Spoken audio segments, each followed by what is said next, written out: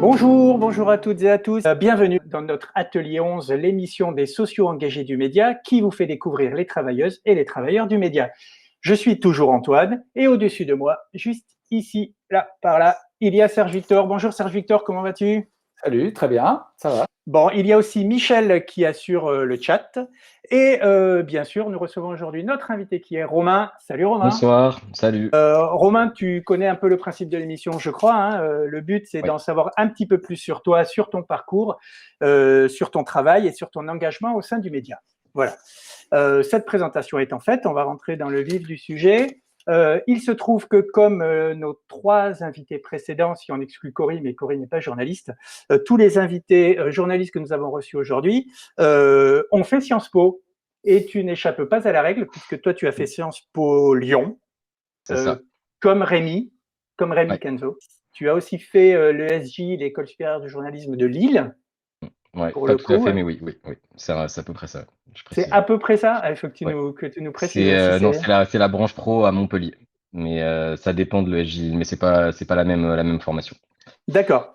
Rémi nous disait la semaine dernière que Sciences Po, c'était quand même un petit peu le passage obligé pour la grande majorité des journalistes. En tout cas, c'était la voie, on va pas dire royale, mais c'était la voie la plus intéressante parce que ça permet de se créer pas mal de réseaux, parce qu'on peut imaginer que les débouchés pour les journalistes débutants sont un petit peu compliqués. Alors non, pour le coup, moi je suis pas trop d'accord. Ah, Non, en fait, ça dépend, je pense, de quelle Sciences Po on fait, parce que déjà il y a une grosse différence entre Sciences Po Paris où c'est une vraie école de journalisme reconnue au même titre que les autres écoles de journalisme reconnues, et les Sciences Po qui sont donc pas à Paris. Et moi personnellement, en fait, à la fin de mon master à Sciences Po Lyon, je viens pas du tout du milieu du journalisme, je connais personne dans le milieu de base, et je connaissais pas beaucoup plus de monde à la fin de mon master.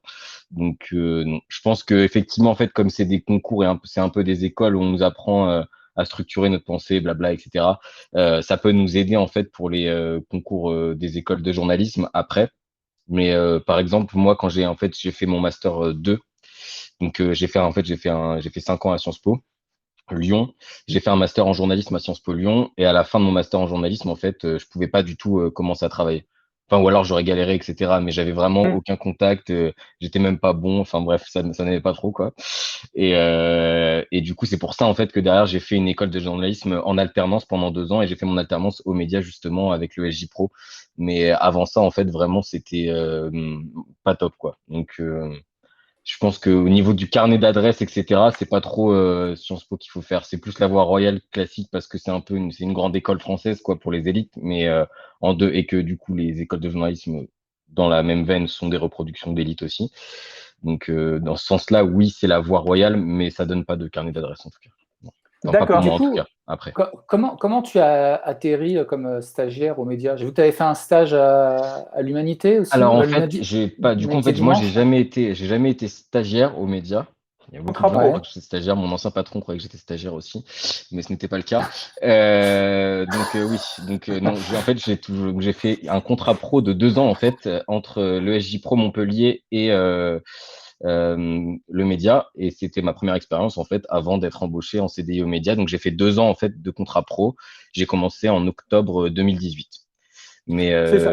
je suis arrivé là parce que en fait j'avais déjà envie de bosser moi dans un média engagé, et j'avais déjà en fait postulé pour des stages effectivement à la base quand j'étais encore à Sciences Po, et j'avais pas eu de réponse, et au bout d'un moment en fait j'ai vu une annonce au moment où je cherchais une alternance, et c'est là que j'ai postulé aux médias, et que du coup j'ai été pris quoi. Et tu connaissais le média avant? Tu en avais déjà entendu parler ou Ouais, tu l'as découvert? ouais, je connaissais justement, et en fait, dès que ça s'est fait, ça m'intéressait un petit peu, et je me disais, c'est cool, moi, je veux bosser dans un média indépendant, machin, nan, nan. Et du coup, j'avais postulé pour un stage, après, j'avais repostulé, et à la fin, du coup, j'ai été pris en alternance. Mais ouais, D'accord. je suivais un petit peu, je regardais de temps en temps, donc voilà. C'était pas une Donc, découverte, quoi. les petites expériences que tu as pu avoir avant, Mm. c'était quoi? C'était des piges dans le cadre de ta formation. Alors, il y a eu la Tribune, il y a eu Rue 89 Lyon, il y C'est a vrai eu que j'ai fait un truc à la l'Humanité tribune. Dimanche. La tribune, c'était horrible. Ouais, c'était des papiers gratuits qu'on faisait. Ça m'a toujours énervé, ça, quand tu travailles, tu fais tes études et en fait, tu bosses pour des journaux, mais t'es pas payé parce que t'es étudiant. Bref. Mais du coup, voilà. Donc oui, la tribune, ouais, bah, ça, c'était vraiment juste un travail. Je crois que c'était je sais même plus, sur les coopératives d'habitants. Non, je me rappelle plus. Bref, c'était quelque chose comme ça, je crois. Déjà une histoire de Ouais, c'était déjà un peu coopérative. un truc de gauche, hein, finalement. Mais Ok. du coup, ouais, non, j'ai fait ça. Non, en stage, j'avais fait en fait 6 mois de stage. En fait, moi, j'ai fait du coup mon plus gros stage que j'ai fait, c'était 6 mois à France Info Télé, où j'étais Ouais. programmateur et où c'était horrible. Donc, j'ai vraiment passé un très mauvais stage. Pourquoi? Et Faut te le dire, hein. Faut te parce le que je dire. faisais de la programmation, je faisais pas de journaliste, c'était horrible. C'était voilà, en fait, je m'occupais de faire venir les gens sur les plateaux là pour les débats, etc. Donc c'était un peu l'enfer et ça a duré beaucoup trop longtemps pour moi, donc 6 mois. Et avant ça, j'avais fait un stage d'1 mois à l'Humanité dimanche, donc Mhm. l'hebdomadaire. Ouais. Ça c'était vraiment super cool. C'était mon tout premier stage dans le journalisme, j'en avais jamais fait avant et ça remonte quand même à 4-5 ans, je crois. Et ça, pour le coup, vraiment, c'était super bien et c'est le truc qui m'a vraiment donné envie de continuer, en fait. Enfin, j'avais déjà envie de faire ça, hein, mais c'était ma première expérience pro et ça m'a vraiment motivé à continuer parce que c'était super. Après, j'ai fait aussi, j'ai bossé un peu dans la presse régionale. J'avais fait un stage de 2 mois à Lyon Capitale. Donc, c'est un petit journal, c'est un mensuel, en fait, local même, donc à Lyon. Et c'était pas top non plus, mais c'était assez formateur, on va dire. Mais bon, c'était sans équivalent avec le média, en tout cas. Et franchement, 6 mois de stage à France Télévisions, en gros, à faire les cafés, hein, pour exagérer un petit Non, peu. en fait, ouais, je Euh, faisais pas les cafés, je faisais du vrai travail, mais pas du journalisme. Enfin, pas du. J'aurais voulu faire des reportages, etc. Et c'était pas le cas. Mais je faisais pas le café, d'ac- par contre. mais est-ce que Pas trop. est-ce que t'en as quand même retiré des choses? Parce que travailler sur des gros plateaux comme ça, voir la mécanique, voir tout le fonctionnement d'un média audiovisuel, euh, il n'y a pas que des choses qui te sont restées, qui te servent aujourd'hui Si, dans si, les si, si, médias? bien sûr. En fait, je caricature vraiment. J'ai pas. Hmm. Si je pouvais le refaire, peut-être que je ferais autrement si j'avais d'autres choix. Mais j'ai quand même appris plein de trucs et ça aide beaucoup. Même ça m'aide encore là pour quand je cherche des infos, des choses comme ça, ou quand je veux trouver des contacts. Même quand même j'ai beaucoup de contacts dans mon téléphone du coup puisque j'étais programmateur. Donc ça aide quand même pas mal sur pas mal de choses. Mais c'était pas aussi épanouissant que j'aurais aimé que ce le soit quoi. Mais D'accord. j'ai appris des choses. Alors, tu as un message personnel dans le chat d'un certain RKP, le média, D'accord. qui Qui dit est-ce? Romain, attention, tout le média te regarde là. Ok, super. On n'a pas de pression de toute façon. Ça tombe bien, tu as commencé en disant que tu n'étais pas d'accord avec lui. Donc, Ouais, ouais, c'est pour ça il se venge finalement. c'est ça. Serge, tu as une question là tout de suite? Ouais, et donc maintenant, aux médias, tout le monde sait que tu n'es pas stagiaire, alors. Ça y est. Non, non, aux médias, les gens me prenaient pas pour. On a compris la pique, on va pas trop s'attarder là-dessus. Mais oui, les gens majoritairement savaient que j'étais pas stagiaire quand même. Et ça fait Et quand du même coup, 2 ans et demi que je bosse ici, donc ouais, encore. ouais. Du coup, toi, depuis que tu es aux médias, j'ai vu que tu avais fait pas mal de choses différentes, en fait. Alors, j'ai un vague souvenir, peut-être, d'avoir entendu ta voix déjà, peut-être fin 2018. Enfin, je ne sais pas trop ce que tu faisais à ce moment-là. Et sinon, je me souviens t'avoir vu présenter l'autre 20 heures. Ça devait être début 2019, non? Ouais. Bah alors en fait, il faut savoir que moi, quand je suis arrivé aux médias en tant qu'alternant, en fait, c'était déjà dans une situation financière un peu compliquée et du coup, bref, bon, ça a failli pas se faire, ça s'est fait. Et en fait, on m'a dit que j'allais bosser aux réseaux sociaux d'abord. Donc moi, en fait, j'avais très envie d'avoir une alternance parce que j'en trouvais pas. Et je m'étais dit, bon, tant pis, on va essayer de gratter après derrière. Et au final, donc quand je suis arrivé, en fait, je suis arrivé en octobre 2018 et pendant 2 mois avec un autre alternant à l'époque, on bossait en fait avec les réseaux sociaux et du coup, je faisais pas vraiment de contenu journalistique à part entière. Et donc c'est pour ça que je faisais un peu de tout, franchement, de la modération, enfin des trucs un peu bizarres, bref. Mais c'était pas fou, ça a pas duré très longtemps et quand même assez rapidement, c'était cool parce que les autres journalistes ont quand même pas mal, ceux qui étaient déjà postés, ont pas mal poussé pour qu'on soit plus intégré à la rédaction et puis après ça s'est fait assez naturellement au bout d'un mois et demi et là du coup j'ai commencé à faire mes premiers sujets et à présenter du coup l'autre 20 heures à l'époque qui était le rendez-vous phare journalier Hmm. de l'actualité aux médias. Voilà. C'est pas Serge qui va te dire que faire de la modération, c'est bizarre, hein. Tu le Ah, bizarre, mais contrediras pas, je c'était. pense, hein. Ça expose à quelques Disons que déboires, on j'étais va pas dire. venu chercher ça dans mon Ouais, alternance à la base, quoi, c'est pour ça. ouais. C'est ça. Alors, ton travail aujourd'hui aux médias, tout le monde le sait, hein, c'est vraiment basé sur le côté, alors qu'est-ce qu'on va dire, social ou sociétal, ou les deux? Bah, les deux Comment se mélangent. Après, oui, moi je dis plus société parce que c'est social, c'est plus, j'entends plus les luttes à proprement parler, les luttes, les combats des salariés, des choses comme ça, mais les deux s'entendent en soi, hein. Et je pense Ouais. que ça se mêle quand Mmh. même. Alors par rapport à ton travail, moi j'ai noté quelques reportages, quand même, qui m'ont interpellé, Mm. notamment alors beaucoup sur les anonymes, hein, du quotidien, je pense, et souvent j'ai trouvé sur pas tellement des personnes, mais plutôt des groupes sociaux, des groupes de personnes, qui sont dans une situation spécifique. Je pense, alors évidemment, le reportage, sur les migrants à Calais, hein, et la répression policière. Je pense aussi à la fin de la trêve hivernale pour les précaires que tu avais fait. J'avais aussi noté les familles de prisonniers pendant le confinement, les Oui, problèmes des oui, familles de oui. Ouais. prisonniers. Et alors pour le coup, une personne particulière, c'était Pascal, le boulanger qui était en passe d'être expulsé. Oui. Voilà, j'avais noté ça, mais quand même dans l'ensemble, souvent c'est plutôt des groupes de personnes qui ont une problématique commune qui semblent t'attirer. En tout cas, c'est ce qui ressort un petit peu quand on regarde un petit peu les reportages que tu as pu faire.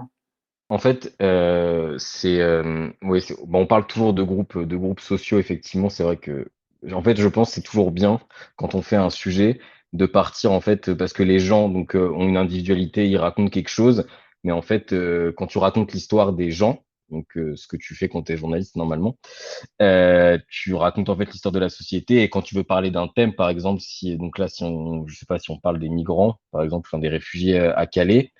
T'as trois personnes t'as trois personnages dans le reportage.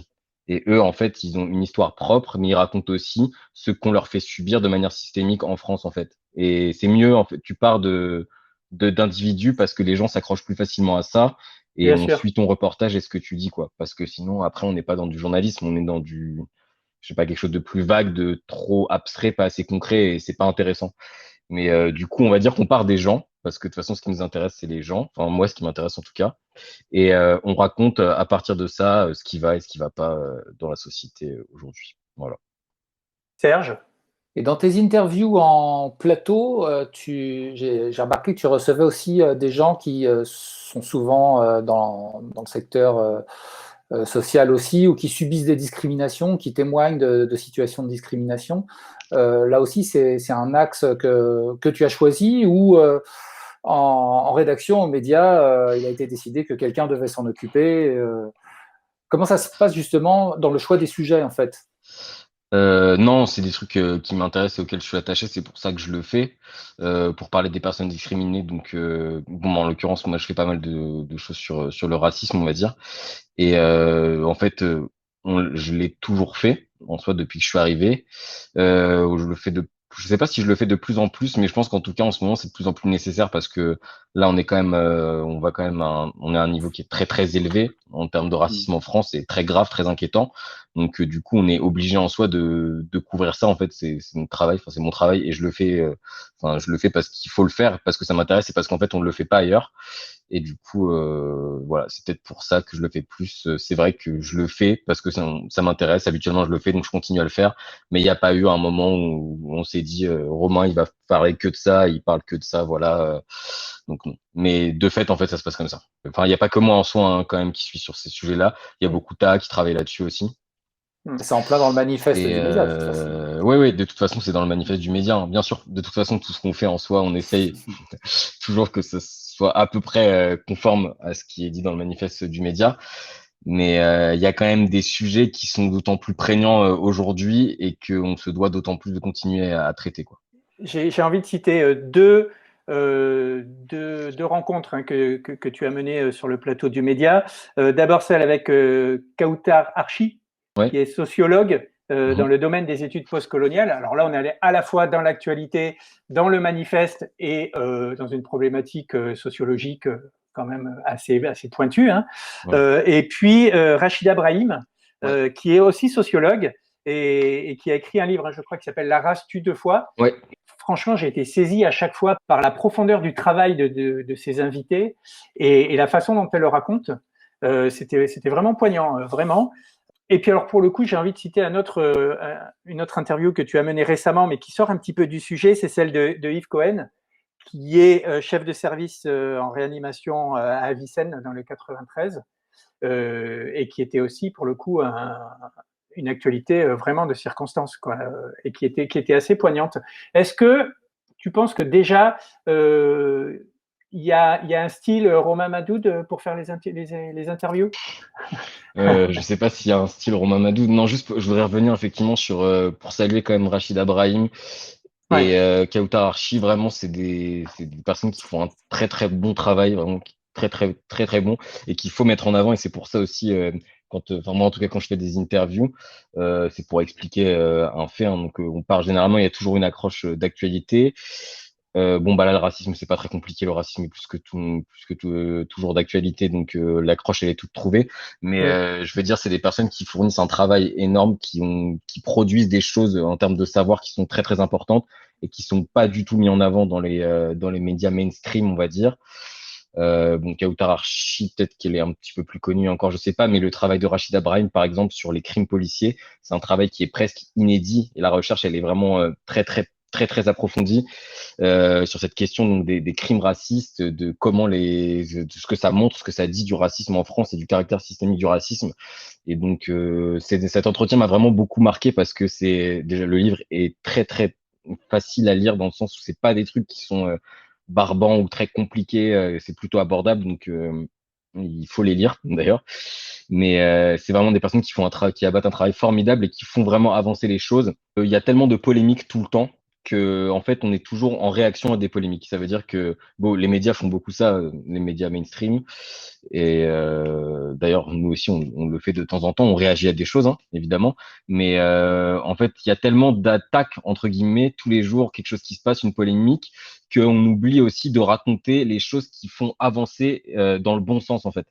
Et moi, quand je reçois des gens comme ça, en tout cas, je suis content parce que je me dis, bah là, effectivement, on parle d'un sujet qui est une problématique actuelle, mais on fait avancer les choses en même temps parce qu'on met en avant des personnes qui font avancer les choses, en fait. Et pour Yves Cohen, en fait, je sais pas, au début du Covid, j'avais pas trop envie de parler de Covid parce que ça me faisait un peu suer, en fait. Mais là, c'est vrai, je trouve quand même, c'est quand même assez important et aux médias, on l'a fait, mais pas beaucoup non plus. Du coup, là, c'était l'occasion, en fait, voilà, de faire des entretiens là-dessus. Yves Cohen, c'était peut-être le fait aussi qu'il soit médecin à Vicenne, donc dans le 93 en Ouais, fait. ah ben, en fait, oui, mais alors merci Serge. Donc en fait, pardon, je te coupe, mais en fait, tu me fais me rappeler pourquoi à la base, donc il y a cet entretien d'actu en dehors du fait que j'avais envie de parler du Covid. C'est qu'en fait, à la base, moi, je voulais aller faire un reportage sur les services de réanimation en fait dans le 93, puisque c'est le département le plus touché par le Covid. Enfin, en tout cas, ça l'était à l'époque. Je veux pas dire de bêtises si ça l'est encore aujourd'hui ou pas. Mais donc, je voulais aller faire un reportage en fait dans un service de réanimation, mais ça n'a pas été possible parce que la PHP a pas voulu, parce que c'est le média. Enfin, je pense ne pas Ah trop ouais. m'avancer en disant ça, étant donné qu'on voit des reportages à peu près tous les jours sur toutes les chaînes de télé dans des services de réanimation, mais quand c'est le média qui fait la demande, là, ils ont pas le temps parce que c'est la crise. Oui, bah, c'est pour ça qu'on va faire un reportage, en fait. Mais donc voilà, c'est pour ça qu'en fait, à la base, je me suis un peu rabattu quelque part. Mais je le regrette pas parce que l'entretien était aussi très intéressant, je trouve, et il est très pertinent. Et mais voilà, qu'il y a eu cet entretien d'actualité donc avec Yves Cohen. Et puis c'est d'utilité publique hein, d'avoir ce discours qui vient du terrain dans Oui, bien l'ambiance sûr, ouais. actuelle, avec les délires aussi qu'on entend à droite à gauche et qui prennent vachement même dans notre camp social. Hein. Alors, je veux revenir sur est-ce qu'il y a un style Romain Madoud. On ne peut pas faire une émission avec toi sans te parler de ta voix. Je pense que tu le sais. D'accord. Je pense que tu la traînes, je ne sais pas, est-ce qu'on t'en parle souvent? Est-ce que non, c'est nous Dans qui quel pensons sens? ça? Je sais pas. Je sais pas si je dois être satisfait ou pas. Non, mais une espèce Non, de non. voix, alors je dis à la fois grave et posée, je dis pas qui en impose, mais qui force le respect, je sais pas, qui met en confiance. Est-ce que toi, tu as l'impression d'avoir une voix vraiment, une voix de radio, j'allais dire.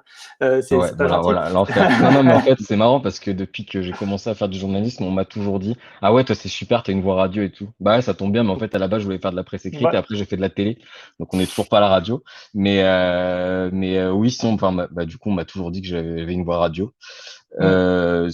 Je sais pas, enfin, oui, ma voix, moi, je la trouve pas trop mal. Après, j'essaie de bosser avec, du coup. Mais je pense que ça va. Non, je sais pas ce que vous en pensez. En Bah tout ouais, cas, justement. Tu as fait le dernier podcast du média sur le franquisme. Oui, ouais, C'est ta avec voix qu'on ouais, Théo entend. Cazenave et Jordan Escoda, ouais, tout à fait, ouais. Ouais, ouais, c'est moi qui fais la voix du narrateur, ouais. Je me souviens que Coquelicot sur le forum avait fait une interview de toi, déjà une petite lucarne. Et Ouais. elle évoquait ton rôle aussi comme chef d'édition sur les directs. Donc ça, c'est quelque Ouais. chose qu'on ne voit pas comme spectateur, mais qui est sans doute important. Moi, j'avais eu l'occasion de te voir quand j'étais venu justement pour un direct. Et j'avais vu que tu étais affairé dans ton Ouais, je suis super dans coin. le speed Voilà. à chaque fois. Ouais. Donc, Euh, en quoi ça consiste exactement, ce rôle-là? En fait, le chef d'édition, il prépare donc l'édition, donc une émission en général, qui se passe en direct avec le présentateur. Et en fait, il est chargé, entre guillemets, de d'organiser l'émission de manière concrète, en fait, de vérifier que tout est bien fait. Ce que je dis aussi, c'est un peu l'inspecteur des travaux finis. Donc en fait, tu produis rien toi pour l'émission, mais tu en fait en gros, tu te mets d'accord avec ton présentateur pour que telle partie dure tel longtemps, de tel temps. T'organises aussi de manière éditoriale l'émission, donc les angles qui vont être abordés, etc. Le temps que ça va durer et tout ce qui est compris dans l'émission, en fait, tu es au courant de ce que c'est. Tu dois t'assurer que tout est bon, tout est prêt.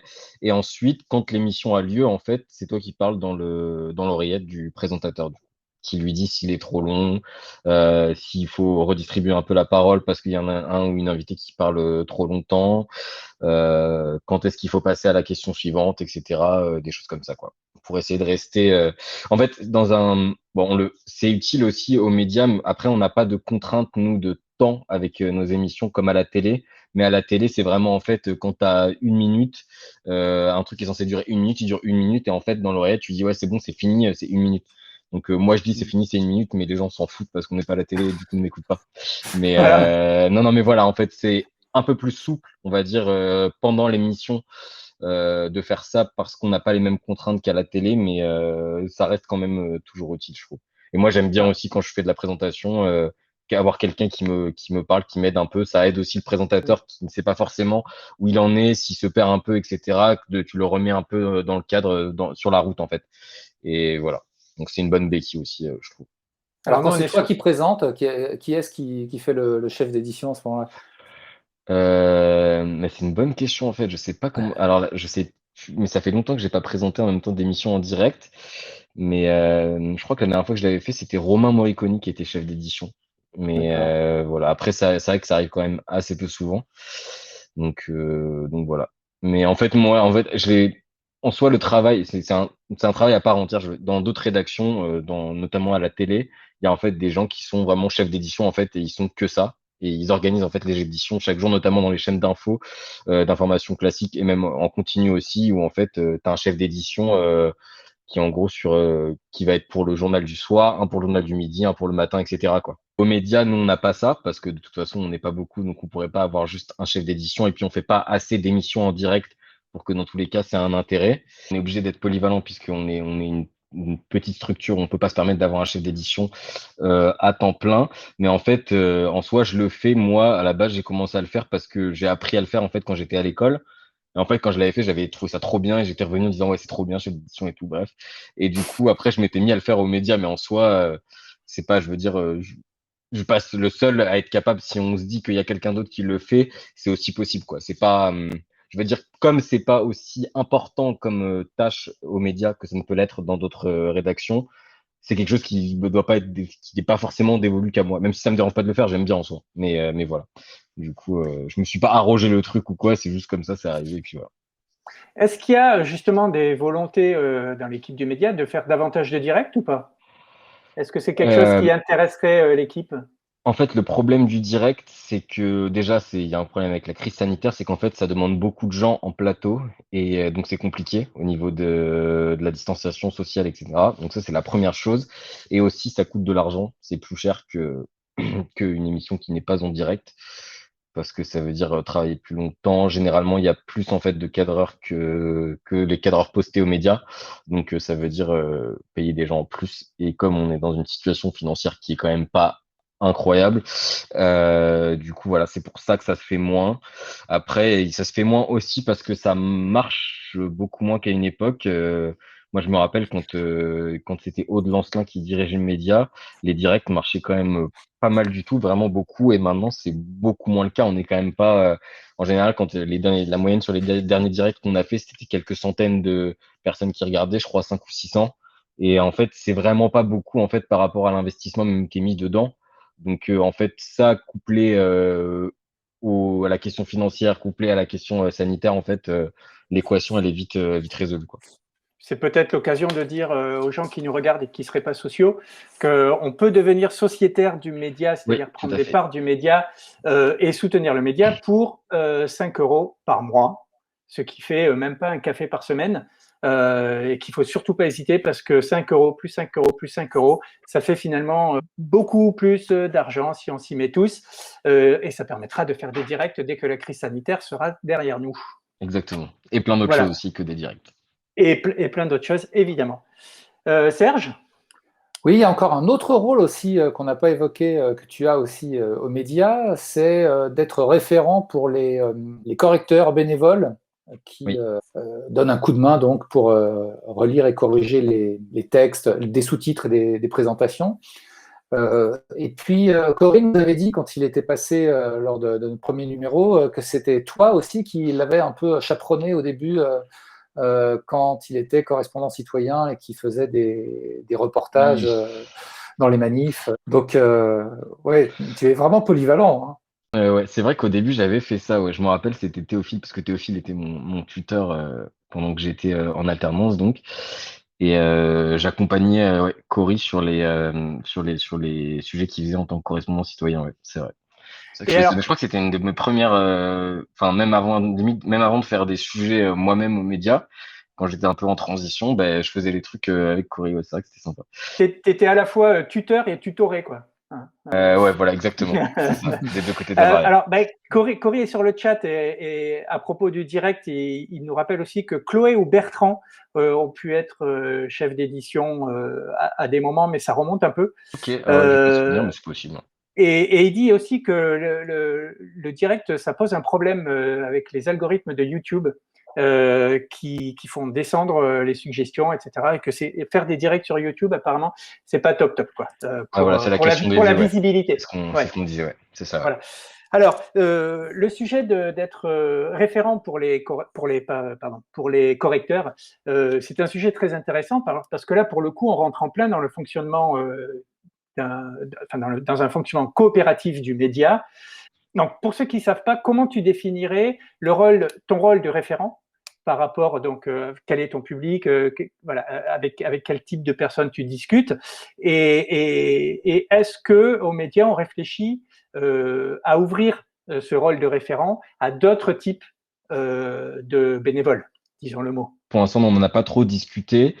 Moi, du coup, pour donc la question donc, du groupe de relecture et de correction, et moi, quand je suis arrivé, pendant très longtemps, en fait, on s'en est occupé en interne, enfin, au sein de la rédaction, de corriger. En fait, tout le monde corrigeait pas, mais en fait, il y avait quelques personnes qui étaient censées être pas trop mal en orthographe et qui corrigeaient en fait tous les textes, les scripts, etc., qui avaient donc vocation à terminer en sous-titres de reportages et autres. Et du coup, en fait, moi, au début, je corrigeais juste les textes des autres. Et après, en fait, les réseaux sociaux, en fait, l'équipe des réseaux sociaux est partie. Et on s'est dit qu'en fait, on n'y arriverait pas parce qu'on avait trop de travail.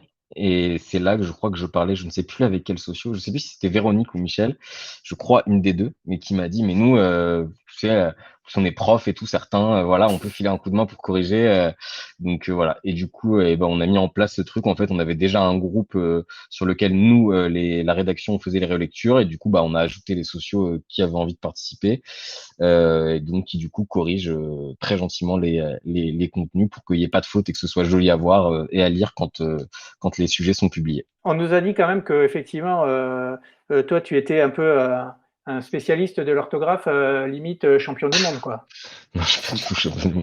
Non, je sais pas, mais c'est vrai que je me démarre pas trop mal en orthographe. Du coup, voilà, je l'ai fait, mais après, j'essaie de faire de mon mieux. Mais du coup, Et maintenant, alors, je ne le fais plus euh, trop parce que une d'autres petite le font. digression pour avoir ton avis Oui. personnel sur le sujet de l'orthographe. Euh, il y a un courant de la linguistique qui estime que la maîtrise de l'orthographe, c'est un petit peu un critère de sélection de classe, j'allais dire, et que la maîtrise de l'orthographe était un code social qui était très excluant. Et évidemment, cette exclusion touche plus les catégories les plus populaires. Je Ouais. suis désolé, alors là, tu n'étais peut-être pas prêt. Non, mais oui, c'est vrai. Ça m'est Bah, je venu suis juste d'accord. avant en préparant. Et du coup, est-ce que comment on gère aujourd'hui le paradoxe? C'est une question que je me pose aussi. Comment on gère le paradoxe d'être obligé quasiment d'avoir une orthographe tout à fait correcte et à Mm. la fois sachant que ce critère-là est très excluant. Je pense notamment, je peux renvoyer les gens qui nous regardent si ça les intéresse, à la chaîne qui s'appelle Linguisticae sur YouTube et qui fait un travail formidable là-dessus. Voilà. Donc du coup, comment on gère ça? Comment? Parce que finalement, on devrait se dire, bah, laisser passer des fautes, c'est la vie, c'est fait pour tout le monde. C'est voilà. Je veux dire, il y a plein de trucs qu'on diffuse sur YouTube alors qu'on n'aime pas YouTube. En soi, c'est une contradiction. Le problème, est-ce que c'est l'orthographe ou le fait qu'en fait, il y ait des déséquilibres trop grands entre classes dans la société qui font que l'orthographe devient excluant. Donc voilà, en soi, oui, effectivement, du coup, nous on le fait, enfin, on corrige, mais parce que on doit malgré tout se conformer à un truc et on peut pas écrire n'importe comment entre guillemets, sinon ça va pas faire sérieux quoi. Mais oui, effectivement, c'est excluant et moi personnellement, je m'en fiche. Mais en tant que média, on est quand même obligé de présenter quelque chose de correct, même si oui, en fait, à la fin, c'est excluant, c'est clair. Mais encore une fois, je pense que le problème, il vient pas tant de ça que du fait qu'il y ait trop grand déséquilibre à l'intérieur de la société, quoi. Est-ce Je que pense. RKP est bon en orthographe? Non, RKP, il est claqué au sol. Non, non, il est pas très bon en orthographe. Comme quoi, alors que pourtant, en termes de classe sociale, bon. Alors, Mais donc voilà. Donc en fait, finalement, il y a des exceptions qui confirment la règle. alors Euh, je dis ça, j'explique. Hein, c'est parce que il a écrit dans le chat qu'il fallait abolir l'orthographe. Donc je me suis ouais, douté qu'il avait peut-être un rapport compliqué avec ouais, l'orthographe. c'est pour ça. Voilà. Bah, la dysorthographie, ça touche toutes les classes sociales en réalité, hein. Par contre, la différence, c'est que les classes sociales aisées ont plus les moyens de remédier ou de trouver des compensations.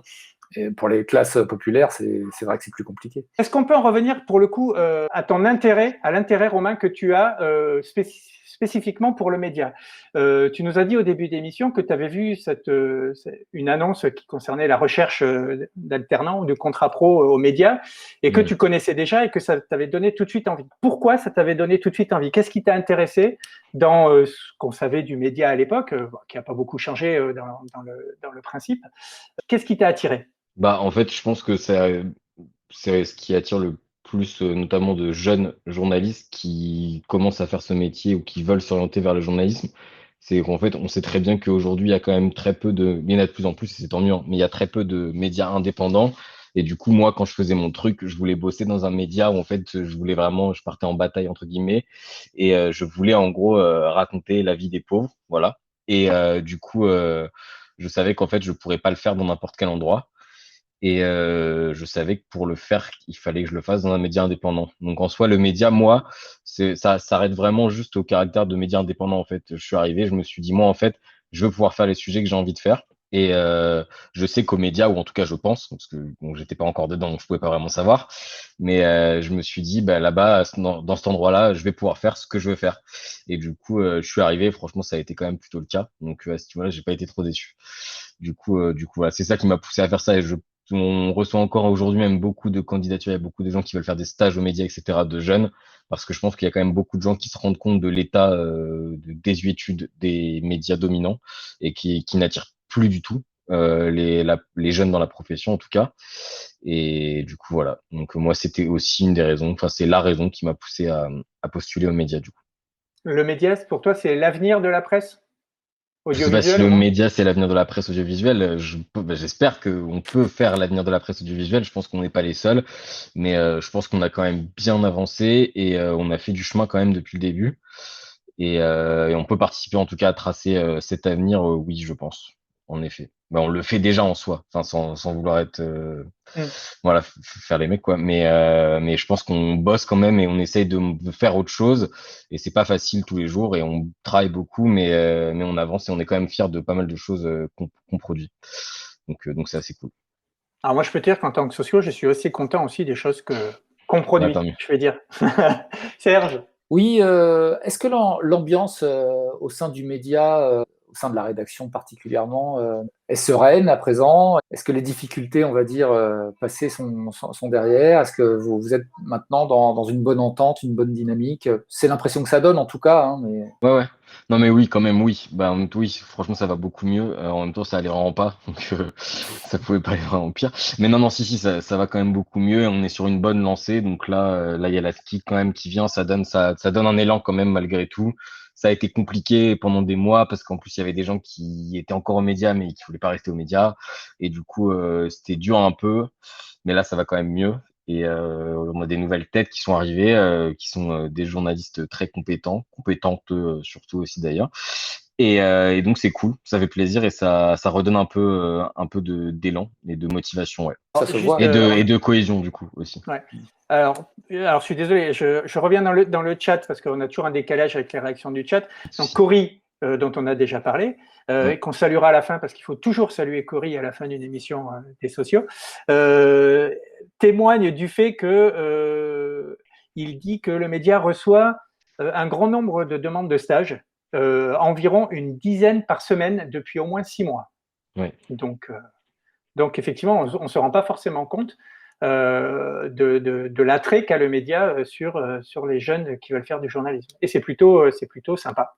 Oui, Philippot m'avait dit aussi que lorsque le média avait lancé une annonce pour recruter une journaliste s'occupant notamment des questions De genre, ouais. de genre, voilà, il y avait eu beaucoup de réponses. Ouais. On a eu plein de candidatures, vraiment beaucoup, ouais. Et ouais, mais ouais, moi, ça, après, honnêtement, encore une fois, ça me surprend pas tant parce qu'il y a quand même pas beaucoup d'endroits comme le média dans le paysage médiatique français, donc. Mais c'est quand même bon signe, ça fait quand même plaisir quand on voit toutes les crises qu'il y a eu, etc., tous les problèmes. On pourrait se dire les gens ont pas envie d'aller dans ce bourbier, et en fait, si. Mais du coup, voilà. Donc ouais, c'est cool. Il y a un truc qu'on apprécie, enfin en tout cas que moi j'apprécie, je pense ne pas être le seul, c'est de voir le travail qui est fait aux médias en équipe. Je pense par exemple au dernier reportage que vous avez fait sur, alors j'ai pas renoté le nom de la personne qui était esclave Agit. Mmh. voilà, Ouais. Où là vous êtes carrément allé à 4 journalistes, je crois. C'était vraiment Ouais, un gros truc. on a bossé à 4 dessus, ouais. Et alors j'ai l'impression que pour toi, être en équipe, d'une façon générale, c'est quand même très important. Pour l'anecdote, ton Facebook ne montre des photos de toi que entouré d'amis. Ah ouais? T'es jamais Je tout seul, t'es protège toujours vraiment pas avec. assez ma vie privée, moi. Ouais. C'est vrai que Voilà. je fais Alors n'importe quoi. Ouais. au passage, non mais bon, on regarde un petit peu Ouais. quand on invite les gens, on essaye de trouver de quoi discuter avec eux. Et donc voilà, donc tu es souvent entouré de gens en fait. Est-ce que tu t'en rends compte? Est-ce que c'est un Ouais, besoin? bah, je sais Est-ce pas, j'aime bien être que avec des gens. Ouais, c'est vrai, non, c'est vrai que j'aime bien être avec les gens de manière générale. Ouais, je me même rends pour compte, mais ça me, travailler? pour travailler encore plus, bah, c'est cool quand même. Enfin, c'est l'avantage d'être dans une rédaction quand t'es interne comme ça, tu bosses quand même avec les gens, t'es pas tout seul, quoi. Donc, ça permet vraiment, en plus, on se donne tous de la force, entre guillemets. Enfin, je veux dire, chacun a des domaines de compétences particuliers. Il y a des gens qui sont plus forts sur certains sujets et plus faibles que certains autres sur d'autres. Et du coup, en fait, quand on pile ça ensemble, ça fait un beau château de cartes, quoi. Et du coup, on arrive quand même à avancer pas mal ensemble. Et oui, de toute façon, je pense que le travail en équipe, enfin, tu vas toujours plus loin quand tu es à plusieurs que tout seul. Donc, ouais. Et c'est une de nos forces. Et on est quand même hyper soudés parce qu'on a vécu tellement de galères aussi ensemble que du coup, ça permet d'avancer de manière encore plus resserrée, ouais. Romain nous avait prévenu qu'il était un spécialiste de la SKIC et qu'il fallait absolument qu'on en parle dans les détails techniques. Non, je plaisante. Est-ce que l'arrivée de la SKIC, justement, bah, toi, te motive aussi pour... on a vu que tu faisais déjà beaucoup de choses au sein du média, mais pour peut-être aussi, je sais pas, prendre des responsabilités, t'engager vraiment dans la gouvernance de la structure? Si c'est pas Je sais indiscret, pas. hein. Non, pas du tout. En vrai, j'y ai pas trop pensé. J'avoue que moi, personnellement, je trouve que je suis assez jeune et du coup, les trucs de direction, etc., pour moi, c'est plus quand t'es un peu plus âgé. Non, en fait, je sais pas si je serai dans un truc ou si j'ai envie d'être dans un truc.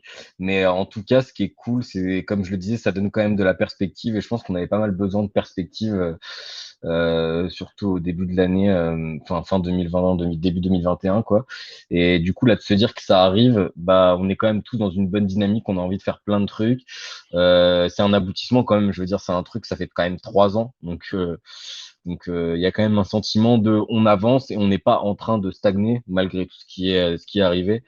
Du coup, ça nous lance en fait vraiment tous et c'est quelque chose qui se concrétise et en fait c'est bien beau les paroles, mais au bout d'un moment c'est bien d'agir aussi. Et du coup là on le fait, donc c'est quand même assez cool. Et ça va vraiment être un truc, une gouvernance partagée. Et donc par rapport à nos valeurs, etc. On est quand même globalement tous de gauche. Et ben on aime bien quand même les trucs comme ça, comme c'est un peu de gauche les coopératives quand même. Et du coup moi je suis content quand c'est un truc de gauche qui se passe, bah là je suis content du coup aussi. Alors, je vais te poser une question un petit peu traditionnelle aussi. Ouais. Toi, en tant que journaliste, qu'est-ce que tu attends des sociaux dans le travail collectif? Est-ce que tu attends quelque chose spécifiquement des sociaux ou de quelle manière tu aimerais que les sociaux participent?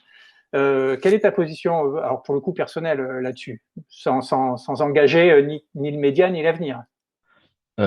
Comment les socios participent? Ben, comme ils ont envie de participer en fait. Enfin, en soi, je pense que nous on travaille en fait. On est salariés dans l'équipe du média. Les socios participent donc aux médias et feront partie encore plus partie intégrante du coup du média quand du coup la SRIC sera complètement mise en place. Donc, je pense que ça dépend de ce que les socios ont envie de faire, en fait. Il y a plein de choses qu'on peut faire. Après, il y a plein de freins aussi. Évidemment, moi, j'en avais parlé avec Véronique, je crois, sur la question des sujets, des correspondants citoyens, de ces choses-là. En fait, le problème, c'est que il y a des choses qui prennent énormément de temps aux journalistes, enfin, à l'équipe en place, quoi, entre guillemets. Et donc, faut qu'on voit, en fait. Mais je pense qu'on peut faire vraiment plein de choses. Et faut qu'on en discute avec les socios qui nous disent aussi ce qu'ils ont, ce que eux et elles ont envie de faire aux médias. Parce que bon, en soi, moi, je veux pas dire, toi, moi, j'ai envie que tu fasses ça, etc. Je pense que c'est plus logique que ça se fasse dans l'autre sens, quoi. Voilà. Il y a D'accord. la question des Alors, moyens, toujours c'est la Ouais, de toute question des façon, la moyens question des souvent moyens, elle est toujours là. qui est un obstacle parce que C'est une très grande source je de pense que frustration, ouais. bah oui, voilà, des sociaux qui ont envie de faire des choses, Ouais. je pense qu'il y en a beaucoup. Après, c'est pas toujours facile pour les gens de comprendre que leurs attentes vont pas pouvoir se concrétiser tout de suite parce que bah, en face, il n'y a pas le personnel forcément Mm. pour prendre ça en charge et pour faire l'interface, quoi. alors, Ouais. on a des sociaux qui sont vraiment très, j'allais dire, très engagés dans l'intérêt de la SIC. Et alors, c'est une question qu'on a posée, je crois, à tous nos invités quasiment. Il y a des sociaux qui ont à cœur de vouloir pas intervenir, mais participer à la ligne éditoriale du média. Est-ce que et on a eu des réponses différentes, donc c'est assez intéressant. Pour toi, est-ce que c'est le rôle des sociaux de participer à cette ligne éditoriale, ou est-ce que c'est le domaine réservé entre guillemets des journalistes? Alors évidemment dans le cadre du manifeste, hein, évidemment. Comment tu te positionnes toi par rapport à là-dessus? Parce que c'est un sujet qui revient régulièrement, Ouais. qui est souvent discuté sur le forum.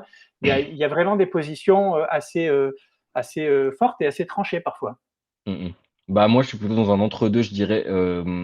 Très honnêtement, je pense qu'en dernier recours, la décision, elle doit toujours revenir aux membres de la rédaction, donc aux journalistes, enfin, à l'équipe en tout cas du média. Parce que c'est nous qu'en soi, enfin, on pourra faire autant qu'on veut. Et vraiment, on va faire le plus qu'on peut et avec les sociaux parce que c'est cool et on est content que ça marche comme ça. Et c'est pour ça qu'on est en coopérative. Mais à la fin, en fait, il y aura toujours des salariés et des non-salariés. Il y a aussi la question du fait que nous, on engage aussi notre image quelque part. On travaille dans cet endroit et en fait, je pense qu'on peut effectivement, les sociaux ont leur mot à dire et ont le droit de dire des choses et nous, on se doit aussi de les écouter. Mais je pense pas que la ligne éditoriale, enfin que les décisions éditoriales en tout cas doivent être tranchées par les sociaux à égalité avec les journalistes. Après, c'est mon point de vue. Mais je pense que c'est pas non plus une ligne rouge. Il faut trouver un entre-deux en fait. On n'est pas obligé. Je pense qu'on peut pas, parce que du coup, du fait qu'on soit une coopérative, on peut pas se dire bon bah là en fait on est une coopérative, c'est super gentil, mais nous on est 10 journalistes, on va faire comme on a envie de faire et on s'en fiche si ça convient ou pas aux sociaux quoi. Mais à l'inverse, il y a beaucoup de choses, beaucoup de réactions. Bah, c'est beaucoup vieux au moment du départ de Denis Robert. Il y a énormément de sociaux qui en fait sont venus dire des trucs absolument hallucinants. Mais en fait, je suis désolé, mais en fait, nous, on travaille à l'intérieur. Donc, au bout d'un moment, moi, c'est des choses qui m'énervent un peu. Donc, je pense qu'on peut trouver un entre-deux, en fait, entre ces deux choses-là. Encore beaucoup de belles choses à construire. Ouais, plein. Bah, c'est que le début, hein, en soi. C'est même pas encore le début, d'ailleurs. Tout à fait. Pas tout à Mais fait, presque. mais très bientôt. J'ai encore une question Ouais. qu'on a eue pour le coup dans le projet coopératif, je crois, dans le serveur du projet coopératif. C'est une question qui concerne la carte de presse. Ouais. Alors, c'est toujours un sujet un peu compliqué parce que personne, enfin, il y a souvent, les gens souvent se disent qu'il faut être journaliste professionnel pour avoir la carte de presse, mais qu'est-ce que c'est qu'être journaliste professionnel?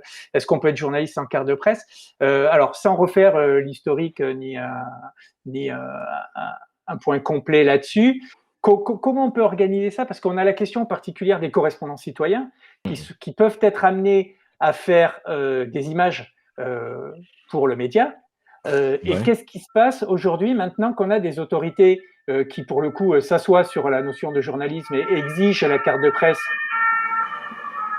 C'est Il est chez qui celui-là? la police du 9-3 qui passe. Bah, on parle de carte de presse, ils arrivent.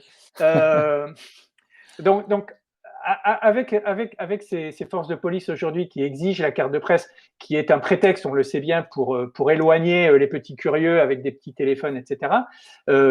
Comment va pouvoir s'organiser et est-ce qu'il y a une solution pour organiser l'intervention ou le travail, c'est pas du travail, mais l'activité des correspondants citoyens quand l'actualité est un petit peu chaud bouillant? Bah pour le coup, pour la question des cartes de presse, on peut vraiment rien faire en fait, parce que la carte de presse, pour l'avoir, tu dois justifier, je crois, que tu tires au moins la moitié de tes revenus de ton activité de journaliste. Donc c'est pas possible pour les correspondants citoyens, étant donné qu'ils ne travaillent pas et qu'ils sont bénévoles. Donc c'est pas possible en fait, ça pour le coup, c'est complètement indépassable. Je sais pas si on peut mettre en place un système de. J'avoue que je n'y connais rien, donc je pourrais pas dire on peut faire ça, etc. administrativement. Mais en tout cas, pour la question strictement des cartes de presse, c'est impossible que les correspondants citoyens en aient. En tout cas, ça c'est sûr et certain, ouais, Je malheureusement. suis même pas sûr que la carte de presse soit encore vraiment une protection Non, en réalité, il y face a aux plein d'autres violences fois des où forces de l'ordre, quoi, parce non, que non, enfin, ça sert, oui. En fait, je pense que ça sert quand même dans certains cas, mais il y a des fois, ils en ont rien à faire, hein. On va pas ouais. se mentir. Après, c'est vrai que c'est quand même une barrière supplémentaire, voilà. Donc c'est toujours mieux de l'avoir, mais bon. Et toi, tu as été justement soit sauvé par ta carte de presse, soit empêché, malgré ta carte de presse, de travailler. Je pense par exemple Oui, le oui, reportage oui. à Calais. Oui, bah non, mais voilà, bah typiquement, oui, c'est vrai. En fait, je pensais même pas à ça quand je l'ai dit, mais oui, bah voilà, typiquement, Calais, bah rien à faire en fait. En fait, s'ils veulent pas te laisser passer, ils vont pas te laisser passer de toute façon. En fait, eux, ils sont armés et pas toi. Donc, a priori, normalement. Donc, en fait, à la fin, quand tu peux montrer ta carte de presse, tu peux l'agiter devant leur tête, hein, mais tu vas pas aller Hum, plus loin que leur corps, quoi. ouais. Donc voilà. Donc non, effectivement, ça peut dans certains cas, mais en fait, moi, honnêtement, il y a plein de fois où je me suis dit, ma carte de presse, elle va me sauver la vie, puis elle a rien fait du tout, hein. Donc comme quoi. Mais mais c'est mieux de l'avoir quand même. On va pas se mentir. Franchement, c'est encore, je pense, bien pire pour ceux qui l'ont pas. C'est galère quand tu l'as, alors quand tu l'as pas, voilà, c'est dire quoi. Tu dis la police est armée, mais est-ce que dans une démocratie digne de ce nom, la carte de presse ne devrait pas être une arme aussi?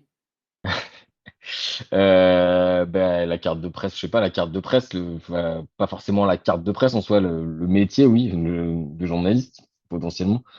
Bon, après, ça l'est encore un peu quand même. Heureusement qu'il y a encore des journalistes dans ce pays qui font leur taf correctement et qui tiennent à le faire, mais ouais. Bah, en attendant, on passe pas quand même.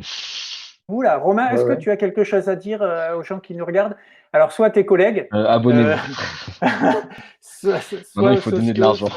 Non, non, mais ouais, non, mais oui, ici, bah, je sais pas, j'espère qu'ils apprécient ce qu'on fait aux médias et que on leur Hmm. donne tous les jours encore plus envie de souscrire, de devenir sociétaire aux médias par notre programmation qui ne cesse de s'étoffer et on l'espère qu'il va continuer à s'étoffer grâce à leur soutien. Alors, juste, je finis avec une dernière remarque dans le chat, une remarque de Rémi qui nous rappelle, à juste titre, il nous l'avait bien expliqué aussi déjà, qu'on peut tout à fait être journaliste professionnel sans posséder de Oui, carte de bien presse. sûr, c'est ce que je disais, c'est pour ça. Voilà, la carte de Mm, mm. presse n'est pas un diplôme Ah qui oui, bien sûr, autorise oui, oui. l'activité du journalisme. Bien sûr, bien Voilà. sûr. Mais oui, évidemment. On vous rappelle que vous pouvez devenir abonné du média ou sociétaire du média pour 5 euros par mois. 5 euros, les parts du média coûtent 1 euro. Vous en achetez 5 le premier mois, après vous poursuivez votre abonnement. Être sociétaire du média, ça permet de participer à la gouvernance du média, à avoir accès dans pas longtemps à des contenus peut-être ou à des choses réservées aux sociétaires, à participer aux assemblées générales, à voter.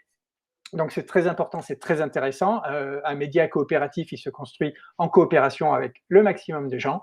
Et tout ça, donc à partir de 5 euros par mois, mais si vous pouvez donner plus. Voilà. Vous pouvez suivre le média sur tous les réseaux sociaux. Vous pouvez suivre aussi les actions des socios engagés sur tous les réseaux sociaux. Alors j'espère que je ne vais pas en oublier. Twitch, bien sûr, puisqu'on est là. YouTube, Facebook, Twitter, Mastodon. Je pense que pour l'instant, on a fait le tour.